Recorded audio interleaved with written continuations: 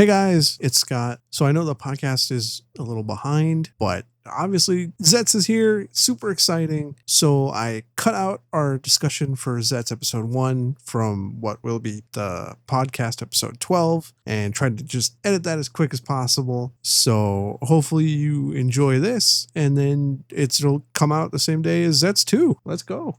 We're here. This is a big day in Tokusatsu history. It really is. We got to watch Kamen Rider Zeztz legally. Legally. With 11,000 people. Was that peak? Think about that. It's peak that I saw. Okay. I didn't look into like analytics for what actual peak. But the biggest I saw from the premiere, like right after it ended, was 11K. God which damn. Is fucking big. I mean, considering that, I'll just say this, like Shout is not like a huge brand. It is not. The only thing I know about them is the Tokushoutsu. Yeah, right. Where they released Tokusatsu. So, it's not like it was on like Netflix, right, or something, which I think, low key, I think is the dream. But we gotta be like realistic about this, We gotta grow. We gotta build it from the ground up. I don't think Tokusatsu is gonna see like a Netflix debut for quite some time. I never thought we'd even get this. So fair point. We're gonna get there. We're growing. It's just so insane. For years, like watching Tokusatsu has been like, you gotta watch fan subs. You either have to torrent it or you find it in chunks on fucking Facebook, or you find it on this website. Oh, that website got shut down. You find it on this website. Oh, that one got shut down. Yeah.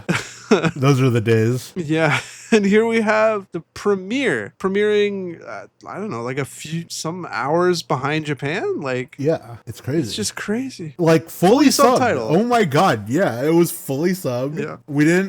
And there didn't appear to be any like translation discrepancies from what I was listening to and from what I was seeing. Like it was a clean sub. Yeah, there was no complaint posts on Reddit that I saw, at least. So it's just okay. By the way, we're talking about Kamen Rider Zeztz episode 1. My name is Scott. I've seen a little Tokusatsu, and I'm Domo, and I've seen a lot of Tokusatsu.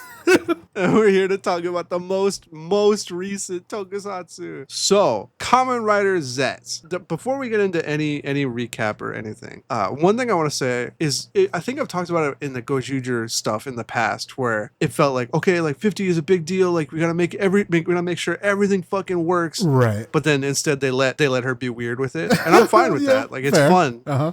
This feels like the opposite, where they were like, okay, Zeztz is like our big semi-worldwide premiere. Like everything's got to be like at a 10. And as far as first episodes go, I am obliterated. This is like the best first episode of Tokusatsu I've ever seen. It is a very strong debut episode. Like out of all of the series that I've watched, it's very high up there. And I presented the idea to you before. I'm probably going to rewatch a lot of like pilot episodes and see if I can rank the pilots for the Kamen Rider series that I've seen, because I think that's an interesting concept. And it is, but it's also a lot of episodes to watch. That's never stopped me before. Oh, God. But yeah, like this is definitely up there in the tier list of debuts. It's gotten me very excited for this series. And that's what a good debut does, right? It gets you excited for the series, gets you excited for the characters, gets you excited to see like what they're going to do with the concepts. Yeah, I think obviously like story stuff, first episode wise, it's very good. It's intriguing, whatever. But the thing that stands out to me with this premiere is the visuals, both like visual effects and also just like shot compositions, or even just like not cinematography, but just ideas for set pieces. This really feels like a step above like Gavu and even Geats and like the other tokusatsu that just aired like normally. Right. If I can borrow some terms from the youngest generation of Americans, it really feels like they put their ussy into this one. Oh my God. It feels like they were like, this is like our big moment to show people who might only be like tangentially interested in Rider and stuff. Like, if someone had heard of Kamen Rider and was like, oh, I can watch it legally, I guess I'll check this out. This is what you wanted to show them. Like 100%. Oh, for sure. And speaking, like you said, from like the visual sense, like the very theming of this series is gonna let them play so much in the visual department. I'm really excited to see what they do with it. Yeah, there's a lot of really fun dream set pieces in the premiere. And I hope, this is always my fear, I hope that continues. Because Right. it is very easy in shows like these where like, okay, the premiere's a big deal, throw everything at it, and then like the next 10 episodes is like whatever. Oof, that's You know? very true. I just really hope it doesn't have to be every fight, it doesn't have to be every episode, but I hope that they keep doing fun dream things You see, throughout the show. I fear when you say that, that things may fall off because, debut episode, big deal. Rest of it can go to shit. Like, this is kind of the same feeling we had with Go Juju, right? Like, very visually striking. It's true. Very thematically striking. So, fingers crossed that they won't drop the ball.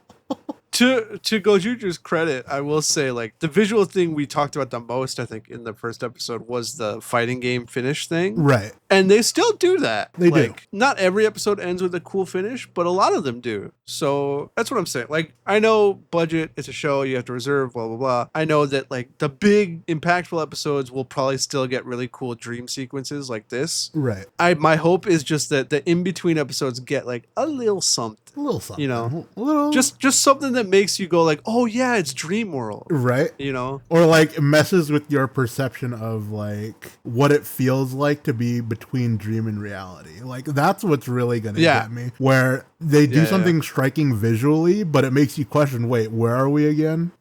Like when he's running through that hallway and then whenever he opens the door, it just gets him to like a new place that he's already been before. God, those shots were just chef's kiss. I loved that shit. Yeah. It's very well shot when he's like, well, okay, we should talk about it. we should get into it. Okay, God, like there's so much exciting things to get into here. I think also just maybe I should say this at the end, but this is going to be the first time on the podcast, at least, where we'll have been covering both shows since the beginning. Yes. Oh my God. That's very true. Yeah. And it's always like in the back of my head, I was like, well, eventually like Gab will end and then we'll be 1-1, but we're here. And that's just a crazy feeling. It is crazy. Okay.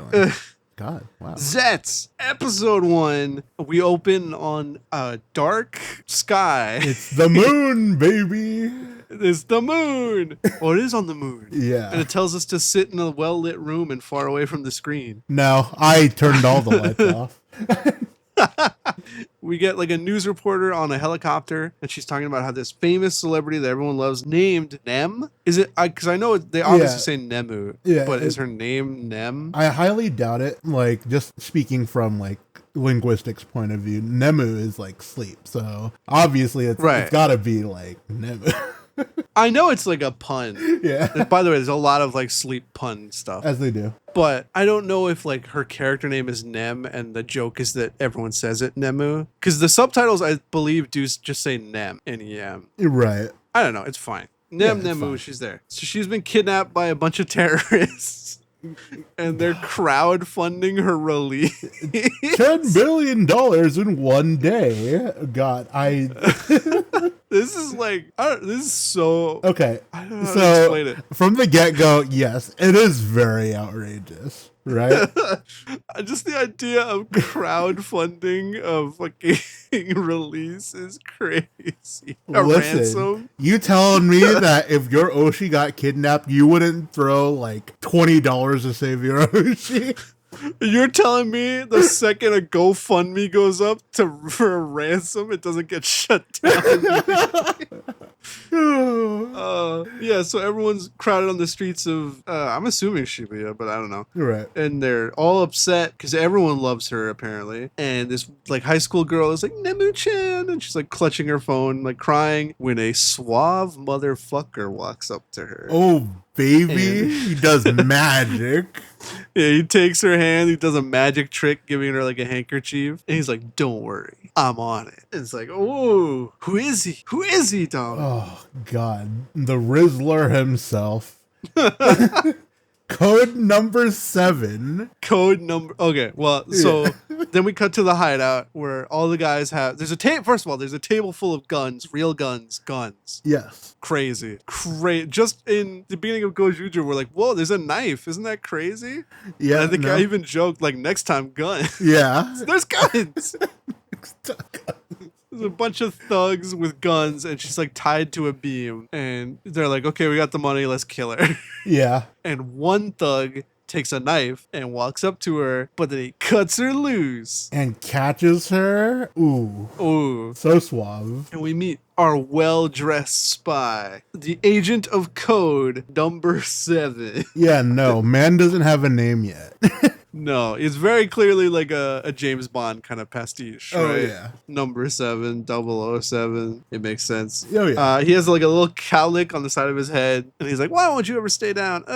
And they're fucking start shooting at him, and he fucking pulls out his gun and he starts shooting at them. Yeah, they all just start blasting. And I didn't notice this on first watch, but they are in fact using rubber bullets. Yeah, there's this where he shoots a guy. I know he is, at least. I don't know if they are. That's true. But there's a scene where he shoots a guy in the head, and then you see like a little blue bullet bounce off of him. Yeah. So he's doing non-lethal because he's our main character and hero. I mean, I don't know. I've seen what happens when you use non-lethal ammunition. People still die. I don't. That's true. Dude that got shot in the head, he's gone. Yeah, that is true. If you shoot someone with a rubber bullet in the head, they will die. I mean, they do say kill her. They do. And he picks up a knife instead of a gun. Right. So maybe they are using non-lethal rounds. That is an excellent point. But God, just the scene, just the way he moves, the way he just shoots them all down, it's very skillful. It all feels not Kamen Rider. Well, yeah, it definitely does not feel like Kamen Rider. It feels way more like a spy movie. Even like the closest thing I can compare it to is that scene from fucking Batman versus Superman, where Batman just beats the shit out of all those guys in a warehouse. Yeah, okay. That's like the where same is vibes this as going? this scene. Yeah, no, I know. Right. Yeah, it gives me the scene of when Lex Luthor makes that lady drink piss. Remember that movie? Remember 10 years ago? Could have done without that reminder, but you know. Crazy times. Yeah, but it very much does not feel like Kamen Rider at all, which is great. Like, there's so much intensity and there's so much style. Like, he's doing spins and flips over the boxes. He, like, grabs people to take the bullet for him and then shoots from behind. Like, it's just, it's so cool. It's so fucking Not cool. since, like, Ace have I seen, like, a Kamen Rider introduction where I was like, fuck, they're cool. Right. And he's not even Henshin. No, absolutely not. Code number 7. Ooh. Yeah, those James Bond vibes coming on real high. He's got the riz, he's got the style, he's got the skill. Mm-hmm. Oh, and then another fucking Batman reference. This one to the Dark Knight.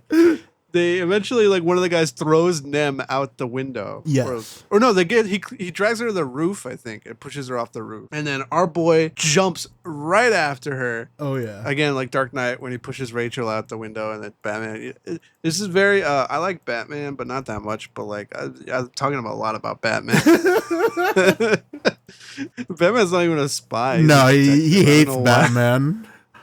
I swear, I like movies. I see a lot of movies. I don't know why my only reference point is fucking Batman. Well, I mean, to be fair, the visuals play a huge part in that. I don't know. I feel fucking stupid. No, you're fine. But this is where it's obvious that, like, maybe this isn't the real world, because they're falling down this massive skyscraper. Yeah, and he just whooshes off to the side to pull her back into the building. Yeah. So yeah. And then she's like, "Who are you?" And he's like, "Code number 7." And then he shoots a wall, and there was a guy hiding behind the door. Yeah. No, that was God. He's just too cool.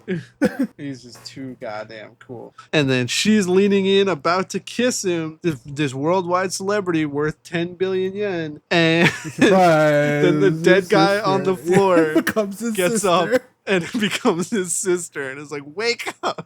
So that's right, ladies and gentlemen. This Kamen Rider is straight. That's amazing. Honestly, considering like the past few Kamen Riders we've gotten, the fact that we've gotten a straight one is wild. And the fact that they go out of their way in the first episode to let you know. Yeah, they really did say DEI is over. No, they're just trying not to get canceled. They don't want to be. They don't want to be blamed for for baiting the gay. They're making the writers gay. Oh God! Too many gay writers. Listen, you will never take away my Choco Gummy ever. Choco Gummy lives on in our hearts. And in the V Cinema that will come out in November, I think? That sounds right, yeah. Yeah. But yeah, so code number 7 wakes up. We see his room is full of like spy movies and spy posters and spy books. And we get his real name, which is Baku. Yeah, like, you know, a particular animal of sorts. One would call it a dream eater, even. Yeah, it's like a mythical tapir that eats nightmares, right? Or just all dreams. All dreams, I believe. The nightmare mythology is a more modern spin on it. Oh, I see. Trying to rebrand. Yeah, trying to rebrand. Yeah, get the better image, better PR out there for the Bakus of the world. I mean, technically, Pokemon did it right. Oh God. Yeah, Drowsy and Hypno. His final form is Hypno. Oh, baby, that's creepy. Drowsy obviously is a tapir, but I don't know if I can buy Hypno as a tapir. No, it is not. He's just like a weird old man with cat ears. And fuzzy neck. Yeah, that's very true. Oh. So Yorozu Baku. Yeah. He's awoken by his younger sister, Minami. Mm-hmm. And apparently every night he has these lucid dreams about being a spy. So a lucid dream is like when in the dream, you recognize it's a dream. Yep. And then you can make it be whatever you want consciously. That is correct. It is basically, that's pretty cool. Yeah. It's mind powers. And that's gonna be the whole thing for this series.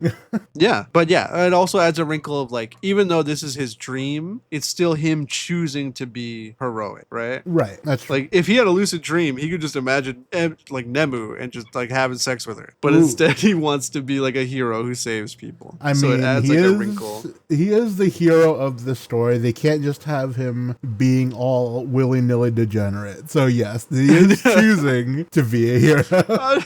I just meant it as like, oh, it's more character exposition, right? Very true. Like you can choose to don't dream tell. about anything. Yeah. So this is him choosing to be a hero. Yeah, he was supposed to make breakfast for his sister, so she's mad, and he talks about how he'll get a job, but he wants to get a job kind of like his dreams where he saves people. Right. And she's like, no, like save helping people for the dream. Like don't be a hero. Yeah, which is weird, but we get some explanation for that later. We do. Because that is a weird reaction, right? If someone's like, for my job, I want it to like really help people. Right. You're like, no.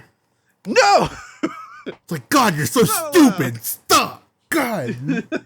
So he goes on his way to a job agency and he's playing with like a girl who's waiting with her mom or waiting with someone. We don't know. We don't see her mom till later. Yep. And then he gets called in and from like the doorway, he sees a guy walk up to that girl and he's like, let's get you a juice box. Yep. Then she walks out with him. Yeah, you don't really And then the mom comes. Yep. The mom comes and she's like, little girl. Where's my kid? And then he realizes... Yeah, he puts it together. They're like, oh, shit.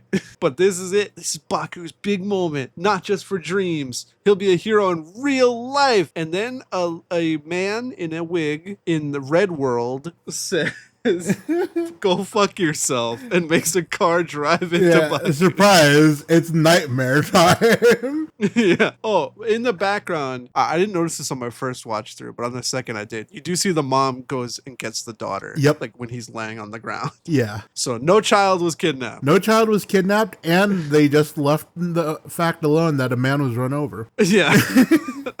Well, we see him go to the hospital. Yeah, very true. But yeah, so there is a man in a weird wig with a weird coat.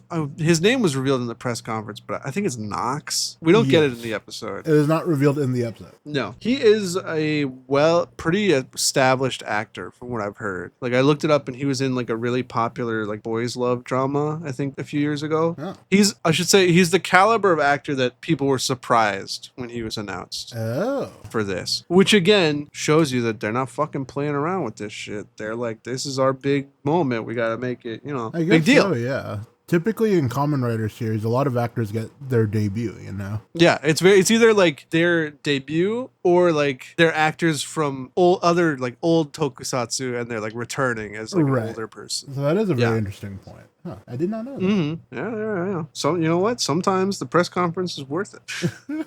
I had to watch it through someone else streaming it on like Kick, I think. Yes. I don't endorse Kick. Uh, because for this big American, worldwide debut, they didn't think to not region lock the press conference. I did watch the press conference in Japanese because I do have a VPN. I will endorse getting a VPN. I did notice they released the press conference on YouTube, like at least in our region, like 2 days before the premiere. Oh wow, yeah. Yeah, like a month after it happened. So I was like, okay, guys. You know what? At least they released. You know what? Yeah, that's true. Even like now, okay, we'll talk about the release structure at the end. Never mind. Right. But yeah, at least we're getting it. Yeah. So he gets run over by a car, gets taken to the hospital. Yeah. Sister comes rushing in. I'll say we get some cool, like, non-Toku like scenes of the sister like going to the hospital. We do. Like we see her like running in from outside. We get a close up of like her finger mashing like the elevator button, which I think is just cool. Like I think in less sauceless TV production, they'd do like a full like you see her whole body and face as she's tapping the button. Right. So I don't know. I like shots that make you like, ooh. I mean, it like, does like this is what you need to focus on. Right. It's a sense of urgency, Like, God, just the way the episode was structured is just so well done. There's 0% chance this is going to be every episode moving forward. No, absolutely not. But I think if you actually do watch all the first episodes like you want to, I think you're still going to think this one's the best. Ooh, man. Honestly, probably. Like, there's so much good shit. So this is where we find out why his sister didn't want him to help people. It turns out Baku has world-class bad luck whenever he tries to help someone. We get like a little newspaper clipping montage of like age 7 struck by lightning, age 21 like pushed off a cliff. In college, got hit by a fucking meteor. Yeah. So for some reason, whenever Baku tries to help people in the real world, he gets punished. Yeah. I have a slight theory about I have a crackpot day one theory. We love crackpot day one theories. Okay. But yeah, so that's why he can't help. And so his sister is like, just get rest. We cut back to the car. Oh, first of all, there's someone in the parking lot that sees the car like drive off as it hits him. Yep. Opens the door. He opens the door and it's empty. Whoa. This is not just any guy. This is Tokyo Police Paranormal Affairs Division Chief Fujimi Tetsu.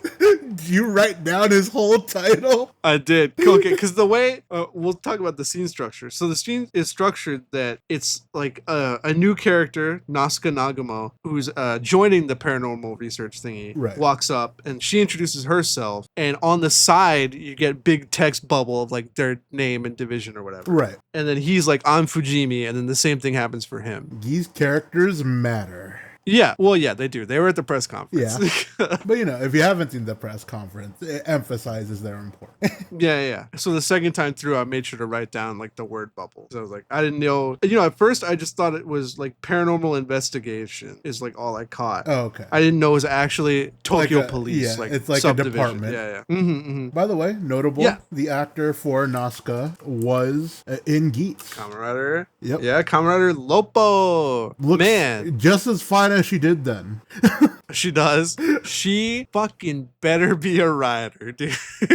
This is her second chance. This is her second time to be a relevant rider. She's gonna blow it out of the water. Yeah, so she's only in one arc of Zeztz. I think like the second Desire Grand Prix. Yes. Whichever one has the traitor, the secret traitor. Yeah, that's the second one. And I remember thinking like she's pretty cool, and then obviously she gets disappeared because that's the nature of the show. Right. And I don't know, just like bringing her back, I'm like, dude, like fucking do it. Just make her a rider again. Like she's tall. She's really fucking tall. She is very fucking tall. She cuts an imposing frame. Like she's a like policewoman, so she's like capable probably and like hand to hand. We never got a female rider during Gas. That's what I'm saying.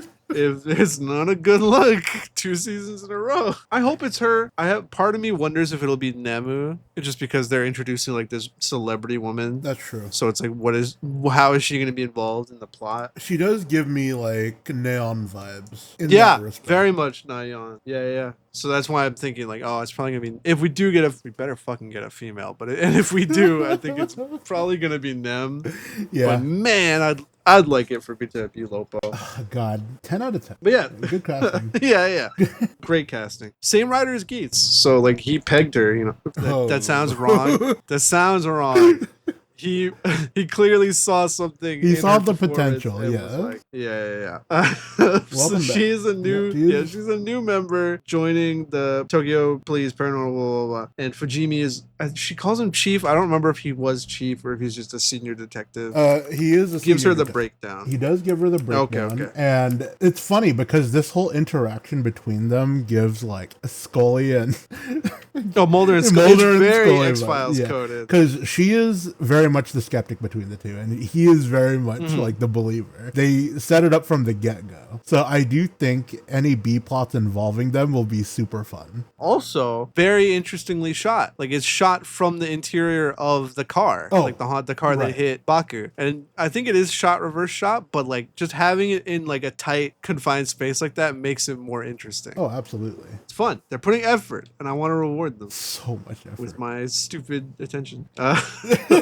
But yeah, so he's like, you know, there's these dark incidents happening all across the country, people disappearing, people like committing crimes, whatever. And he says, invaders in our nightmares lead people to commit these weird crimes, which he calls black cases. And how the fuck is she supposed to process that? I mean... Yeah, like a skeptic.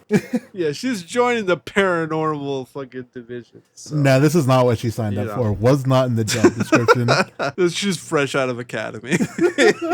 They make every fresh recruit do like a half year with this guy before they move on. It's like... anything you go through beyond the half year with this dude, you'll probably be fine. He's only lost like 3 recruits. He's very saucy, like in his delivery too. Right. Like it's not just like I seen some shit. It's like I've seen some shit and it's fucked up. And you're not gonna believe it, but it's real. Yeah, that's exactly the vibe.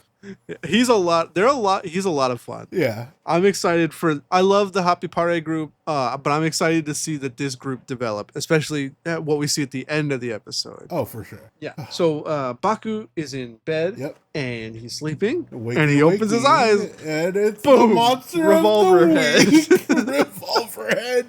He's staring down 6 chambers as soon as he wakes up. Oh, yeah. He's obviously freaking out.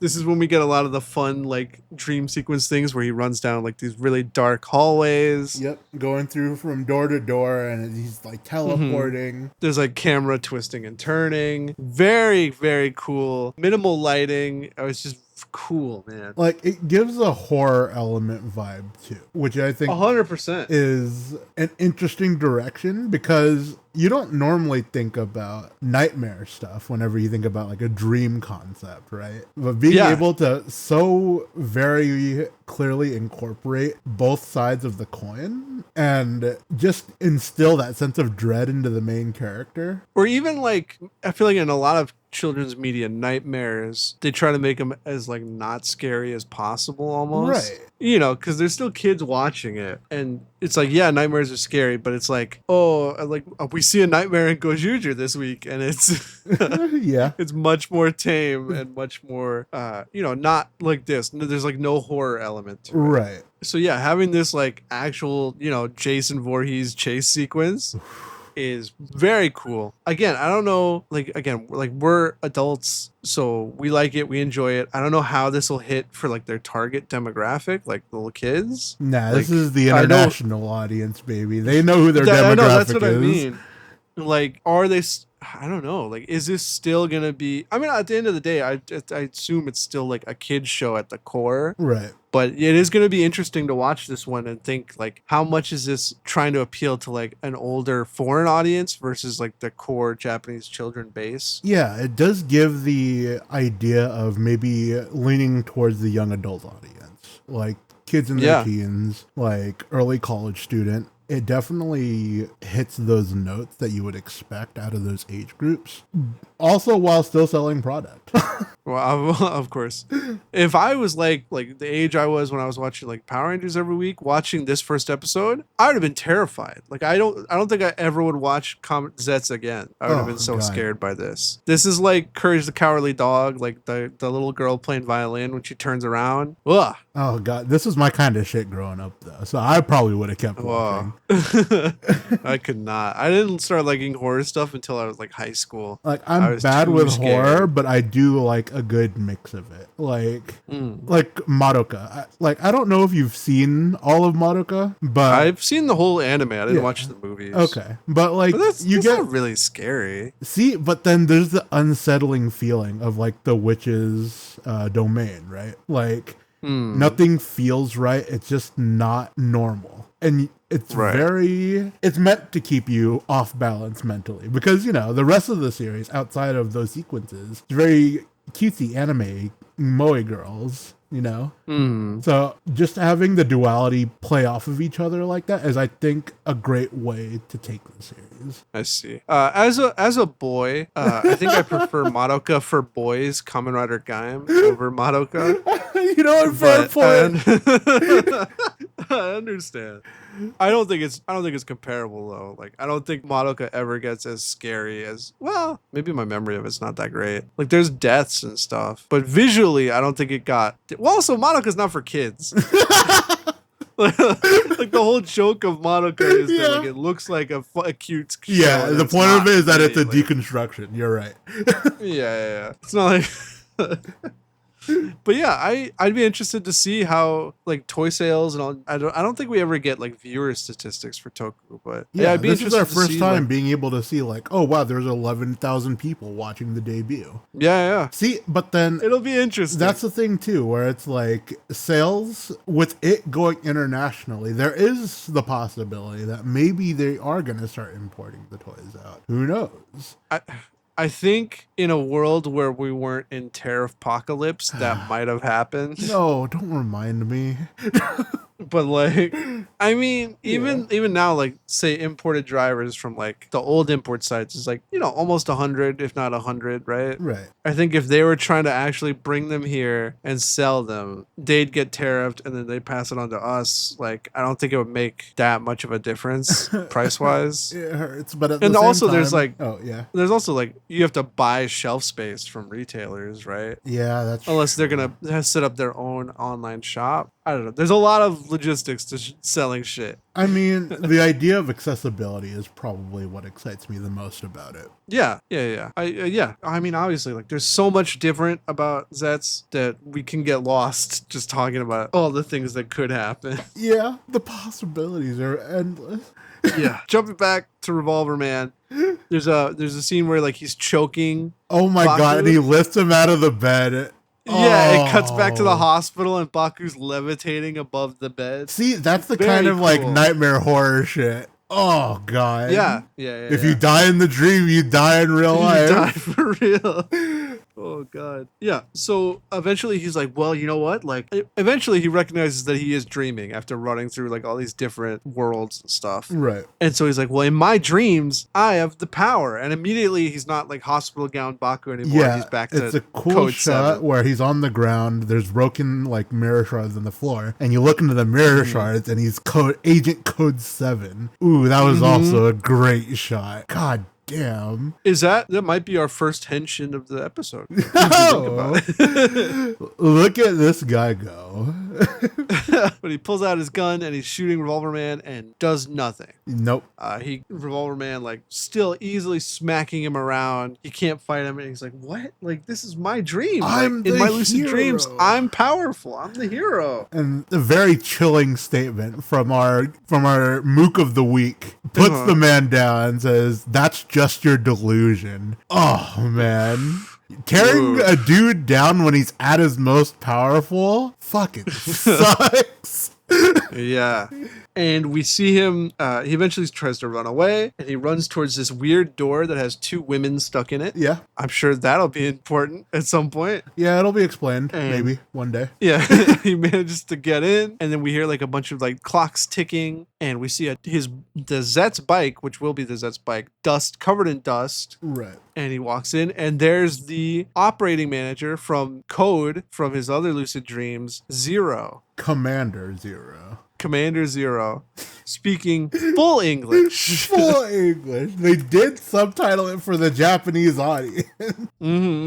This is very interesting. Like, okay, so lucid dreaming means you can generate whatever you want. That is correct. But then he couldn't make himself strong enough to fight the revolver guy, the revolver nightmare. Right. But he was able to get into this room, which Commander Zero says is his subconscious. But Commander Zero is there. Right. Did Baku generate? Generate is associated with AI now to me. No. But did Baku like imagine Commander Zero to be there for him? Or is Commander Zero a otherworldly presence? These are the questions that we will surely have answered. God, I pray we get answers. This is... He's also immersed in shadow. We don't get a good look at him. Right. Despite all the lights around, he is never shown. He is always a silhouette. Yeah. He's a human silhouette too. Right. And what's interesting is, I guess, is it spoilers to talk about the press conference? No. Like we see Zero Fine. at the press conference. We see his voice actor, and we see he has like a robot form that looks like the bike. Right. So it looks like he'll turn into the bike at some point. So why human silhouette now if he robot later? That's a Kamen Rider question. Why Kamen Rider when also bike? We should also mention during this, like, Baku's heart stops beating in the hospital beds. Like the doctor and the nurses are all like rushing around him trying to save his life. Right. A table comes out of like the ground with a steel chest, a steel suitcase on it. Good old Kaiba case. Says, opens it up. Kaiba case. Yeah. Kaiba case. he opens it up, and there's the fucking ball, baby. The driver. There's the ball socket. The ball socket. The Zeztz driver. This is where he drops his balls. Very interesting. Like, Baku didn't consciously create the driver. Zero did. So is Zero another non-Baku created entity? Ooh. Yeah, so he grabs the driver and he walks back out there to the fucking Revolver Man. Revolver Man shoots at Baku and he blocks it with the driver. It's fucking awesome. Oh god. And then he starts the henshin sequence. He puts it on, our first non-belt driver in the history of Kamen Rider. He slaps that bad boy across his chest. Oh, he also shoots the revolver guy with just his hand. Like, he doesn't have a gun, but he blasts him. Lucid dream. And he puts the ball in. It's making the jingle. He goes, "I'm on it." And then he spins the ball really slowly. Henshin. It is very Henshin. We get a really cool first henshin effect where he looks like he's being made out of like smoke. Almost like engulfed by shadow. Yeah, you think of dreams as like cloud, almost immaterial. Right. And that's very much like his form. Yeah. He's like being formed together out of smoke. The revolver guy's shooting him and the bullets are going right through. Really cool. God, and then it forms. Yeah, the smoke kind of like crystallizes into his arms and legs. Right. Like it makes like a cracking, like crunching sound. Very cool. Also, gotta say, since we haven't mentioned it at all, sound design for this episode, spot on. Like every sound is so satisfying to hear. Yeah, there's a lot of great Foley in this first episode. The music didn't super stand out to me. Right. But the Foley was like really nice. There's a lot, because we'll talk about his fucking veins. Yeah, so he's being made out of smoke. He's formed. The fucking lights pop off. He's all that pinstriping, all that red pinstriping glows. Looks beautiful. God, yeah. The Crocs still. Yeah, still a little weird, but Yeah. Honestly, if they released the shoes, I'd probably still buy them. I'm gonna be real. Like, I didn't know how I felt about them. Like, just when we first saw it. Now, I think I'm into it. I'm old school. I think I just prefer if he had like boots, but I'll get over it. Yeah, you want those Gav toe claws. No. Well, what is Zeztz gonna do if he needs to make a high-speed turn? He doesn't have retractable toe claws. Nah, he's got his soles have grip, baby. He's got actual running shoes.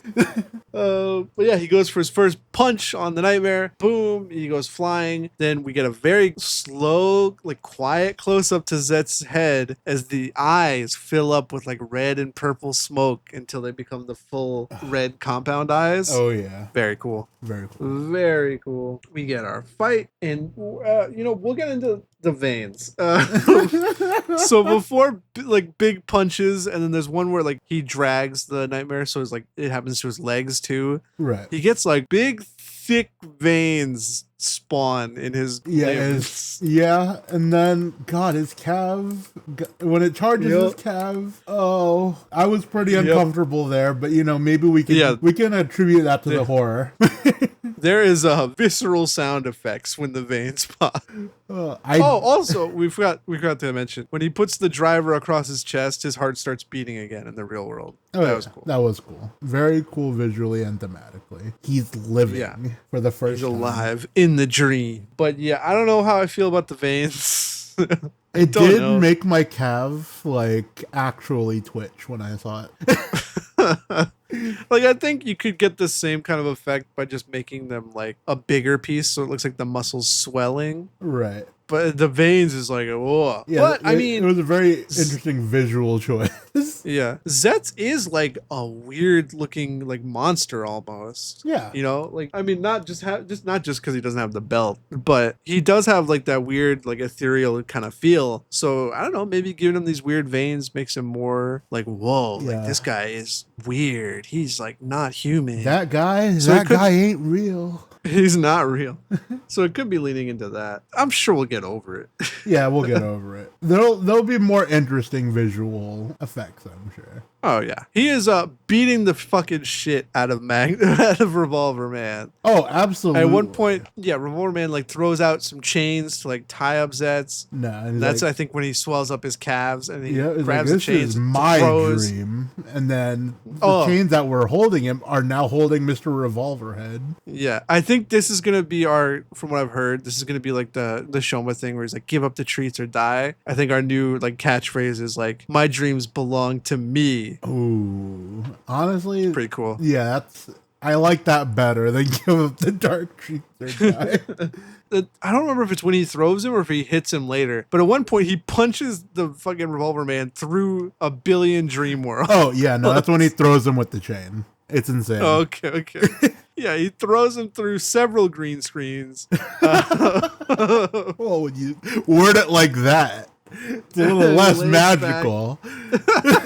He lands back in front of the hospital building where they are, and then we get to see Gav's. We get to see Zetz's rider kick. Zetz's rider kick. I don't know if they're supposed to be sevens. So it's a combo of 3 kicks, and they each make like a 7. They make a 7, kind of like, a slot machine, but also like at the very end with the last kick, they get the strike at the bottom, and it's 3 Z's. Right. My thing was, I didn't know, because why would it be like about roulettes, right? 777. I mean, like, there's nothing tying 7. it to that. Oh, you're right. I'm dumb. I got you. Because I was like, they're kind of stylized enough where I was like, maybe it's coup, like coo, like an evil laugh. Ooh. And then the Z. But no, you're right. I forgot he was code 7. Yeah, no, he's code 7. He does big kick, 777, lots of glowy light effects, looks really cool. The 7s turn to Z's. When they turn to Z's, you very audibly hear the Revolver guy snore, and like his head falls down, like he got put to sleep. Oh, they put him to sleep. And then he disintegrates. Very thematic. Mm-hmm. He gets put to sleep, he disintegrates into a butterfly, and then flies away. And then we see our boy Baku waking back up. He's like, oh, it was just a dream. Oh my god, hold on. I just had like the brain blast of this entry. Now realizing that there's 3 Z's in Zeztz, even though you don't pronounce the middle. Right. Now I'm mad because it's Z. That was it? Like sleeping. I'm stupid. Sorry. You don't remember we had the whole conversation about how do you even pronounce this? Zeztz. Oh god. And I was more focused on getting the pronunciation. Yeah, so we are. Yeah, it's Kamen Rider Triple Z. Fujimi is going to visit Baku in the hospital, probably to ask him questions about the car. Yep. And we see our boy, not our boy. We see the evil nightmare red man knock over a fucking flower vase for no reason. Yeah, but petty ass bitch. Immediately the next shot, not even knocked over. Yeah, no harm fell to the plant. But he does say a line where he's like, where your dreams go to sleep, the world becomes a nightmare, or something like that. Ooh. Which, again, just mystery. What's he mean? Who is he? Why is he doing this? Then Baku is like touching his chest under the nightgown, and he rips it open, and he has the Zeztz driver. He's like, oh, across dimensions. It wasn't a dream. Yeah, he's like, it's real. And at the same time, Fujimi walks in and sees the driver on his chest. I fucking knew it. So clearly, like, no secret identity between them. Nope. Which is good, because I think we get a little bit of his sister, but obviously I don't think she alone could carry absolutely the side plots. So, like, we definitely needed Scully and Mulder. Stop. If you're gonna call him that, at least call them Mulder and Scully. I've never heard anyone say Scully and Mulder. I mean, when Scully is this hot. I'm moving on. So that's our world premiere. God, just such a great debut. Visually striking, thematically striking. Like, I am interested to see where the characters are. They're all kind of curious. Ooh. Top tier debut. Yeah, I said before, I think it's the best first episode of any toku I've ever seen. Everything is on point. You can tell that they knew this was a big deal, and they tried their hardest to make sure that every facet of it was tuned. Oh, yeah. And it's just a great episode. Like, I know realistically, like, episode one and then like the finale are always the most popular, right? But nobody thinks about Gotcha. Oh, well, sure. But I mean, I'm just talking about, like, in terms of viewers for the stream. Like, I'd love to see it grow week to week, but I think realistically it's probably going to settle somewhere in the middle of 11,000. I'll probably say, like, maybe top concurrent on a week to week is probably going to settle around like 3,000-4,000. That's my prediction. My God. You're giving them less than me. My hope is like at least 7 to 8 still. That's fair. Maybe for like the first half. And then, you get the people that drop off where, like, they aren't able to, like, consistently watch it for their schedule. Like, that's life. Oh, you know what? Speaking of schedule, we should talk about the release of Kamen Rider Zeztz. Yeah, that is an excellent transition. For those unaware, you can watch Kamen Rider Zeztz legally on YouTube. As long as you on Tokusatsu's YouTube page, as long as you're free at any point in the weekend after the 7:30 p.m. premiere on Saturday. Yep. But not as late as after like 4:30 or something on Sunday, because that's when the stream is gone. Surprise! It's unarchived. It's unarchived, but don't worry, guys. After 5 episodes release, we get a VOD of the first 5 episodes. Amazing. So if truly the release schedule of all time. If you missed Zeztz during the first month, don't worry, they got you a month later. I'm not going to pretend like either of us know how licensing deals and stuff like that work. Absolutely not. I don't know why they can't just have it premiere and then be a VOD. It's so weird. It is. It's extremely weird. Like, it premiered at 7:30 p.m. PST. You can watch it, and then it just repeated over and over for like 28 hours, whatever, until it was gone. And now you cannot legally watch the first episode of Zeztz until the next 4 episodes come out, and then you'll be able to watch 1 through 5. Yeah. October, like, 11th will be the 5th episode. No, October 4th will be the 5th episode. It's just such a weird release schedule. And there was something more, too. Like, originally, it wasn't even going to stream all the way to Monday or something. Right. Like, in their first release, it was just going to be for, like, a few hours on that Saturday night. They would repeat it. Right. But then I guess enough people complained, so it got stretched all the way through to Monday. Quote-unquote Monday. I mean, good on the people for complaining.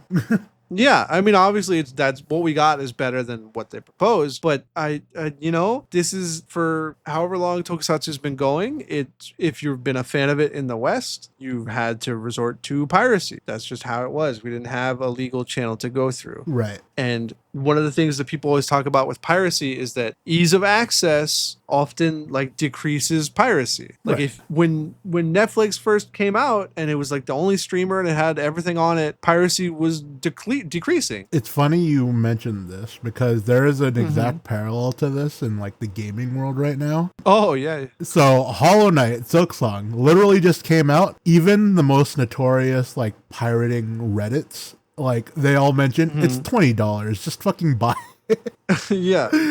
So Netflix huge. Everyone gets Netflix. Piracy goes down. Streaming ecosystem fractures. There's a billion different services now. Piracy going up. Right. And I, as much as happy as I am that we're getting Kamen Rider legally, and we can theoretically, by watching it legally, we're supporting the people who make it for the first time ever. Right. Theoretically. And as happy as I am for that to happen and be that way, I don't know if the way it's releasing is easy enough to combat piracy. Yeah. If you missed this episode in like the 2 days you had to watch it streaming and you just want to watch it in the middle of the week, you're just going to do what you've always done. Right. You know? And I don't to be clear, I don't want to disparage anyone for piracy. Like there's a lot of reasons to turn to piracy. And like you and I, like we just said, to watch this at all, we've been pirating it for years. Right. So I don't think, I'm not standing on some moral soapbox. But yeah, it's the first attempt. It's the first shot. Hopefully this goes well. And then next year they can work it out so it's not as fucking stupid. But yeah, I don't know. This is Kamen Rider's first debut legally in the West, and it's as good as the show is as annoying as the release is. Yeah, I mean, you gotta just take the pros with the cons, right? There's no easy way to address what they're doing. Yeah, I'm not saying like, well, if they're going to do it like this, they should have not done it at all. Like that's stupid. I'll take this over nothing any day of the week because it at least shows interest in broadening their sphere, right? But as far as like first attempts go, like this is a first attempt. Thinking about it, like this year is the first year we've been able to like actually directly support our tokusatsu passions because buying like the toys, we always have to buy them off the secondhand market. The first time we were able to actually buy the Orca booster like in store, give our money to the people where it actually matters to show we're supporting this. And now like we also I bought like some Gojuju stuff and you bought some Gouda Burn and stuff. That's true. Not secondhand. That is very true. Yeah, we bought it from Ami. But so just being able to do it this year, like it's amazing to me. And now we're getting to watch Kamen Rider legally, support what we love legally. Like it's a big step for sure. It's huge. It's a huge step. Like I don't want, again, like I'm happy that this happened. It's a huge step. It's just not ideal. No. Which, nothing ever is, but I think at the end of the day, what my hope is for Tokusatsu is that it just becomes like anime, comes out in Japan, a few hours later it gets subbed, boom, it's up. That's the dream, yeah. That's the dream, yeah. Also, I guess we can talk about this. Do you think that next Sentai will get this treatment? Because I don't. I mean, if they weren't doing it for Gojuger, well, okay. Yeah. To be fair, Gojuger is an anniversary series. I don't think that reasonably they can debut internationally on an anniversary series, right? Like that makes the least amount of sense to me. So next year will be a bigger opportunity for them. You can even go as far as to say maybe next year, like we're already getting inklings that it's going to be like Wizard School. So, God. I know you're not excited for that, but it's a very generalized theme for a lot of people. Can I make you not excited about it? I'm already not terribly excited for it. But the rumored head writer is the writer of Ninja and Geo. I'm going to forget that I heard that for a second and say that if they were going to put Sentai out internationally like Kamen Rider, like Zeztz is, next year would be the way to do it. Because they've got a theme that will resonate with a lot of people. They have the opportunity to make it be a return to form for Sentai. Like, I'm not saying that Gojuger isn't that, but I'm kind of saying Gojuger isn't. It's just they have every opportunity to do so next year. I guess, yeah. I still don't know how the Power Rangers license and Sentai license work. Like, I know Hasbro owns Power Rangers. I don't know if there'd be some kind of dispute where they couldn't bring Sentai over. I'm not 100% sure. It's hard to say that maybe they're just separate licenses now ever since Cosmic Fury. Right. I mean, yeah, as far as we know, all Power Rangers is doing like its own reboot thing that's not involving Toei at all. Right. But I don't know if like just the words like Super Sentai or whatever are part of like the licensing agreement. That's true. You know, I don't know. Because we also do have rumors that this 2026's Sentai is not going to, the team's name is not going to end with man, jur, or like the normal naming conventions. Oh. So I don't know if this is a way for them to avoid that kind of issue. Again, there's all rumors right now. None of this is confirmed. So 2026, it could be like apocalypse themed Mad Max ride, like Rangers or whatever. Oh boy, you heard it here first. Taco Satsu with the hot news. I'm just saying, like, this could all be bullshit. It could. Like, yeah, they do film the seasons earlier now because of the China thing where it has to go through a bunch of clearance, right? Right. So they theoretically they would be starting pre-pro like around now. Right. But again, nothing's real till you see it. So I just have to believe. Yeah. I mean, I'd like it. I'd like it if both of them are streamed legally. I just don't know if, I don't know, it sounds mean, but there's a certain perception at least where it feels like Kamen Rider is like the golden child and then Sentai is just coming along, you know? Like Sentai very much feels like Toei's number 2 priority. That's fair. And I don't know if they're going to invest as much as they did in Zeztz for their number 2. I mean, on the other end, at least Sentai isn't Ultraman. Well, that's a different company, right? That's Super Raya. That's true. You know what? We've never seen. I have heard that they've been putting up their shit on YouTube for like a while, so that's pretty cool. That's true. That is pretty cool. Yeah, but I don't immediately think of Ultraman when you think about Tokusatsu, right? Maybe that's just me. I mean, it's like I saw like an image from I think Bandai for their figure arts, like promoting Tokusatsu, and it's like. Right. Sentai, Rider, Ultraman, Godzilla, and like other stuff. And it's like, yeah, that's Toku. But in my brain, I agree with you. When I think the word Toku, I think Rider and Sentai. But that just shows how crazy good Toei's Superhero Time branding is, right? That they've just dominated the market in the mental space. Going back to Zeztz a little bit, the actual show. I mentioned I had a crackpot episode 1 theory. This could be 100% wrong. But I'm throwing this out there on the off chance that I'm correct, because then I will feel so fucking powerful. You have no idea. I like it. Let's go. Okay, so we got Nox like walking around, fucking up Baku's life whenever he does something good. Right. Whenever he tries to be a hero in the real world, Nox is there in the weird, like, red, misty dream, making him get hurt. And on the flip side, we have Commander Zero, who is going out of his way to make Baku a hero in the dream world, even giving him the driver. My crackpot monkey brain theory is... All right, I'm smoking. It's the same fucker. What if there's some kind of, like, dream guy who needs Baku to be a hero in the dream world to kill these nightmares, and so to make sure he doesn't put himself at risk in the real world, he's going around stopping him from being a hero out there. I don't know. That's a crackpot theory. I told you. That's the good shit. If they're not the same person, I'm willing to double bet that they at least know each other, and it's like a struggle between them. I'm doubling down. All right, I'm in. I'm invested. Why are there 2 fuckers based in dreams that seemingly are not part of Baku's consciousness? Unless they are. Maybe they're his gay dads. Oh my god. Hold on. Adding to the crackpot theory, all of the bad luck that Baku supposedly has been as a result of Nox kind of, steering him in the direction. Right. Right. And Commander Zero has just been there waiting for him to get ripe. Oh, God. For him to hit his lowest point. I don't know. There's something fishy. I'm scratching what you're sniffing. Yeah, I don't trust this fucking Mr. Zero. But as far as Zeztz, that's all I got. We've talked about it. I'm good. Over an I'm hour. zetzed out. Yeah, it's good shit. That's some good shit. For first episode of anything, that's some fucking good shit. Oof, man. I might take another hit later.